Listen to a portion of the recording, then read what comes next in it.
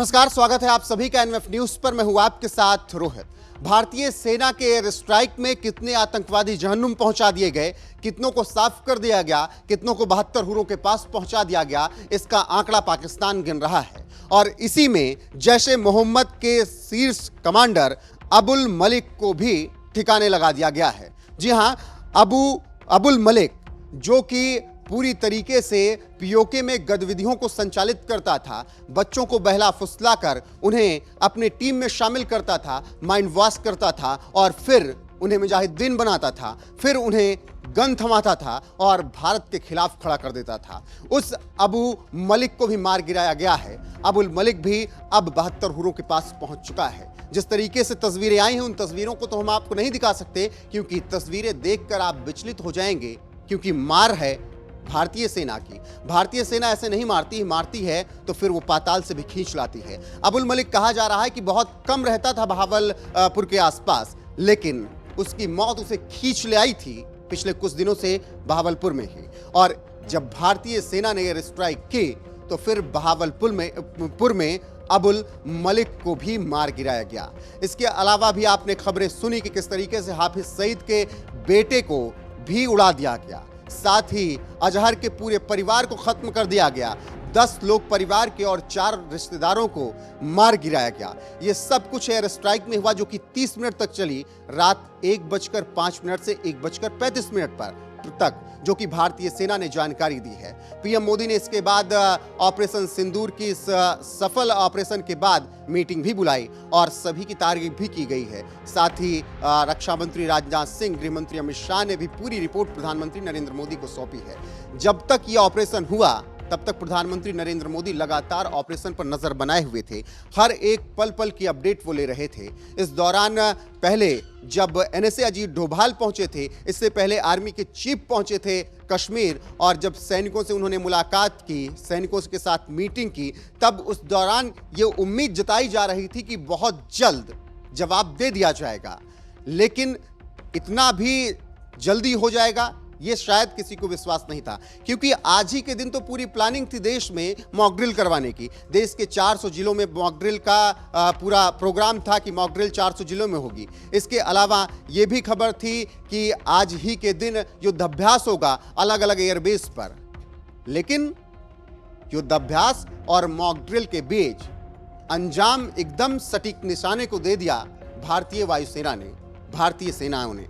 और जिस तरीके से तीनों सेनाओं ने मिलकर पाकिस्तान को मारा है, पाकिस्तान उससे चीख रहा है। सबसे पहले नेवी ने समुद्र में पूरी तरीके से घेर कर रखा था पिछले कई दिनों से पाकिस्तानी सेना को। 5 बार पाकिस्तानी सेना को पिछले कुछ दिनों में 22 अप्रैल के बाद 5 बार अपने युद्धाभ्यास को समुद्र में रोकना पड़ा, टालना पड़ा। वो पिछले 13 दिनों में कोई युद्धाभ्यास समुद्र में नहीं कर सका। अब दूसरी तरफ भारतीय सेना एलओसी पर लगातार सीज फायर का उल्लंघन होने के बावजूद पाकिस्तान की तरफ से बस केवल उन्हें थोड़ा बहुत जवाब दे रही थी, क्योंकि इंतजार था सही वक्त का और पूरी तैयारी कर रही थी एयर स्ट्राइक करने के लिए वायुसेना। देखिए, एयर चीफ मार्शल के साथ अभी 2 दिन पहले मुलाकात, फिर कल जब ये स्ट्राइक हुई उससे 24 घंटे पहले मुलाकात, और उसी मुलाकात में ये तय हुआ था कि पूरी कमान फिर से संभालेगी वायुसेना और सपोर्ट करेंगे उनको और दोनों सेनाएं। वायुसेना ने एलओसी से खड़े होकर ही पाकिस्तान के अंदर तक घुसकर मारा। जिस तरीके से मिसाइलें छोड़ी, 30 मिनट के अंदर पाकिस्तान में बहावलपुर और इसके साथ 9 और जगहों पर मातम पसरा दिया भारत ने। यह पहलगाम का बदला था। पहलगाम में 26 और 27 व्यक्तियों की मौत हुई थी। और सबसे बड़ी बात थी, धर्म पूछकर मारा गया था। हिंदू हो तो तुरंत खोपड़ी खोल दी गई थी और महिलाओं को छोड़ दिया गया था और कहा गया था जाकर मोदी को बता देना।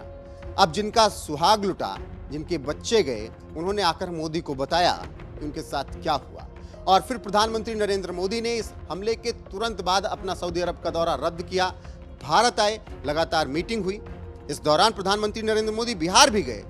चुनाव है तो चुनाव प्रचार से उन्हें जोड़ा गया कि देखिए चुनाव प्रचार कर रहे हैं, लेकिन बिहार का मंच उन्होंने चुना पूरी दुनिया को संदेश देने के लिए और कह दिया कि अब की ऐसी मौत दी जाएगी कि इनकी पुश्तें कांप जाएंगी। पहले हिंदी में प्रधानमंत्री नरेंद्र मोदी ने यह बात कही, लेकिन दुनिया को बतानी थी तो फिर इंग्लिश में वही बात रिपीट की और आखिरकार 13 दिनों के इंतजार के बाद भारतीय सेना ने उखाड़ फेंका पीओके में आतंकवादियों का कैंप। चाहे लश्कर का कैंप हो, जैश का कैंप हो, हर एक जगह मिसाइल दागी गई और बिल्कुल सटीक मिसाइल मारी गई। जो तस्वीरें आ रही हैं उन तस्वीरों को हम आपको लगातार दिखा रहे हैं किस तरीके से पाकिस्तान में कोहराम मचा हुआ है। पाकिस्तान ने पहले प्रोपोगेंडा फैलाने की पूरी कोशिश की और ये बताने की कोशिश की कि हमने भारतीयों को खदेड़ दिया, हमने भारतीय फाइटर जेट्स को पकड़ लिया, लेकिन जैसे ही उनकी पोल खुली उसके बाद हाथ जोड़कर कहने लगे कि नहीं, हमने हवावेश में बोल दिया था, ऐसा हमने कुछ भी नहीं किया है। इसके अलावा शहबाज शरीफ कहने लगे कि ये युद्ध का ऐलान है,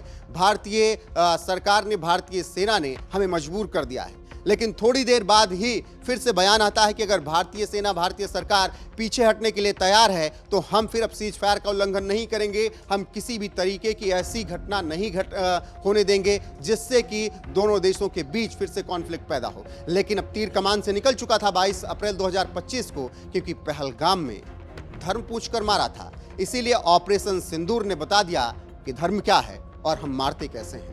फिलहाल आगे जो अपडेट आएगी वो आप तक जरूर पहुंचाएंगे। अभी खबर यही है कि जैश ए मोहम्मद के शीर्ष कमांडर अबुल मलिक को ठोक दिया गया है और उसे जहन्नुम पहुंचा दिया गया है। अबुल मलिक जो कि कई आतंकवादी गतिविधियों का अंजाम घाटी में दे चुका है, कई ऐसे युवाओं को भटकाकर अपनी तरफ खींच चुका है जिनका भविष्य उज्जवल हो सकता था और उन्हें आतंकवादी बना चुका है, लेकिन भारतीय सेना ने उसे ठोक दिया है। बहरहाल आगे जो अपडेट आएगी आप तक जरूर पहुंचाएंगे। अभी बने रहिए हमारे साथ। नमस्कार।